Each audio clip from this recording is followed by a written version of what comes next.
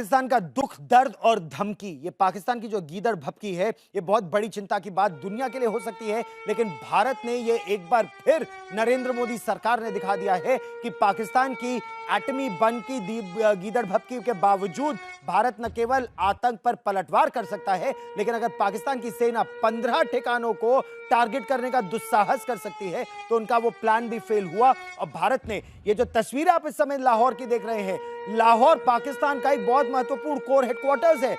उस core headquarters के बेहद निकट जो उनकी एयर डिफेंस बैटरी है, वो पूरी तरह से ध्वस्त कर दी गई है। केवल लाहौर ही नहीं, इस्लामाबाद के पास भी उनकी एयर डिफेंस बैटरी रावलपिंडी के पास ध्वस्त है। अच्छा, और आज तक पर ना हम आपको पाकिस्तान में इस समय हो क्या रहा है, जो दहशत है पाकिस्तान में, एक एक तस्वीर आपको एक एक शहर की दिखाएंगे। शहर दर शहर पाकिस्तान की सेना कैसे बेनकाब हो रही है। यह रावलपिंडी देखिए, रावलपिंडी मिलिट्री हेडक्वार्टर्स है, जनरल हेडक्वार्टर्स है पाकिस्तान की आर्मी का। और यहां पर जैसे ही एक ड्रोन से हमला हुआ तो वो स्टेडियम बंद कर दिया गया। ये आदमी आप देखें, बदहवास वहां पर भाग रहा है, आग लगी हुई है। और अब गुजरांवाला, एक और बेहद महत्वपूर्ण शहर, पाकिस्तान की सेना की दृष्टि से देखा जाए या पाकिस्तान के आतंकवादियों की दृष्टि से देखा जाए, आतंक का एक गढ़ गुजरांवाला है।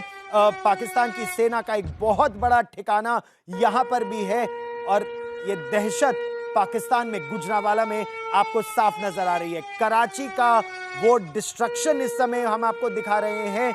कराची में पाकिस्तान का न केवल एयर डिफेंस सिस्टम, बल्कि आतंक के वो गढ़ जो तबाह किए गए हैं। और आज तो स्टॉक एक्सचेंज कराची का औंधे मुंह गिर गया, क्योंकि दुनिया भी जानती है जो देश सुरक्षित नहीं, वहां पैसा निवेश करना कोई उसका फायदा नहीं है। कराची में ही आप ध्यान कीजिए, 26/11 का कंट्रोल रूम भी था। एम्बुलेंस का तांता लगा हुआ है लाहौर में। और यह पाकिस्तान के सीने में वार की तरह है, जब मुरीदके और बहावलपुर को निशाना बनाया जाता है।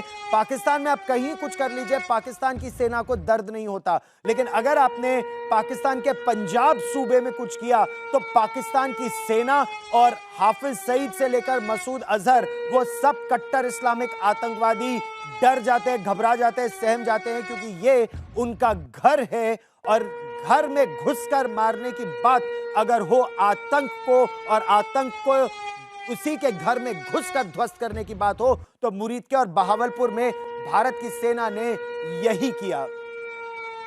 एक बार फिर मेरे सहयोगी जितेंद्र बहादुर सिंह हमारे साथ जुड़ रहे हैं। जितेंद्र, आंतरिक सुरक्षा की दृष्टि से देखा जाए महत्वपूर्ण, क्योंकि पाकिस्तान पलटवार न केवल अपनी सेना के जरिए बल्कि अपने आतंकवादियों के जरिए भी करवाने की कोशिश कर सकता है। और इसीलिए जो गृह मंत्रालय में गृह मंत्री अमित शाह की बैठक रही है, वो बहुत महत्वपूर्ण है इस समय।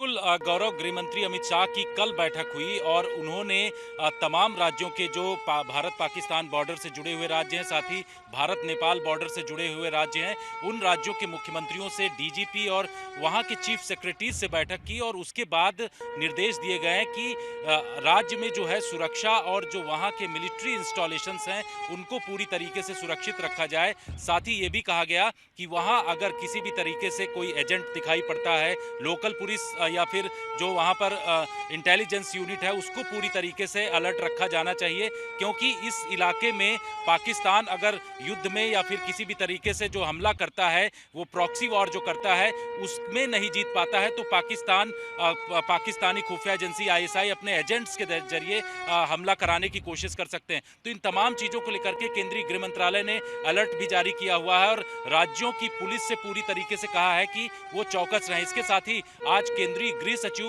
ने गौरव करीब 1.5 घंटे के आसपास प्रधानमंत्री से मुलाकात किया और पूरी विस्तृत जानकारी आंतरिक सुरक्षा से जुड़ी हुई प्रधानमंत्री को दिया गया है कि जम्मू कश्मीर में, राजस्थान में, इसके साथ साथ पंजाब, गुजरात या बॉर्डरिंग एरिया के जो भी राज्य हैं, वहां पर किस तरीके से सुरक्षा को चाक चौबंद किया गया है और किस तरीके से नागरिकों को बेहतर तरीके से इवैक्यूएट किया गया है।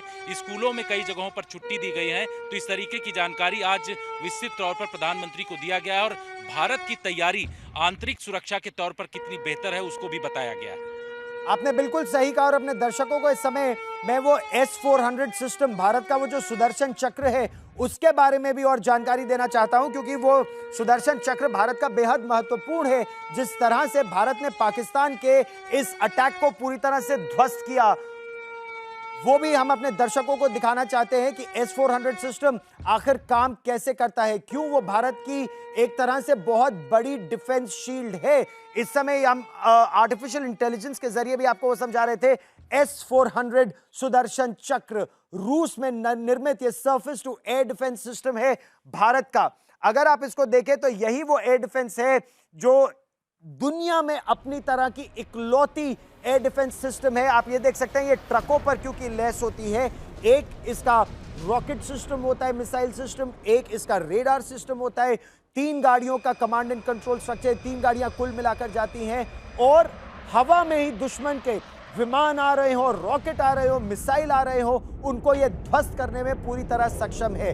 अगर महज 10 मीटर की ऊंचाई पर, यानी बस पेड़ों से थोड़ा ऊंचा विमान उड़ रहा हो या रॉकेट उड़ रहा हो, ये उसे ध्वस्त कर सकता है। अगर 50,000 फीट की ऊंचाई पर दुश्मन का विमान आ रहा हो या मिसाइल आपके देश पर आ रही हो, ये उसे ध्वस्त करने में पूरी तरह से सक्षम है। अमेरिका के पेट्रियट मिसाइल सिस्टम से ज्यादा उम्दा इसे माना जाता है। तो ये अपनी तरह का विश्व में इकलौता ऐसा सिस्टम है और लगभग 40,000 करोड़ रुपए की लागत पर भारत ने ऐसे 5 सिस्टम रूस से खरीदे। बहुत दबाव था, मत खरीदो, अमेरिका जैसे देशों ने भी दबाव डाला, लेकिन उसके बावजूद इंडिया ने इस सिस्टम को खरीदा। इसकी जो काबिलियत है वो लाजवाब है और इस सुदर्शन चक्र ने, ये पहली बार है भारत ने इसका इस्तेमाल किया, क्योंकि जो रॉकेट और मिसाइल आपकी तरफ आ रहे थे, ये एक साथ कई टारगेट्स को देखकर एक साथ मल्टीपल टारगेट्स को ध्वस्त करने में पूरी तरह से सक्षम है S-400 सिस्टम। और इस समय हम आपको ये दिखा रहे हैं कि कैसे ये प्रिसिशन गाइडेड म्यूनिशन की तरह, मतलब एक बार ये दुश्मन को देख लेता है, उसके रॉकेट को, उसके मिसाइल को, उसके विमान को, तो 10 मीटर हो या 50,000 फीट, ये दोनों रॉकेट्स को ध्वस्त कर सकता है।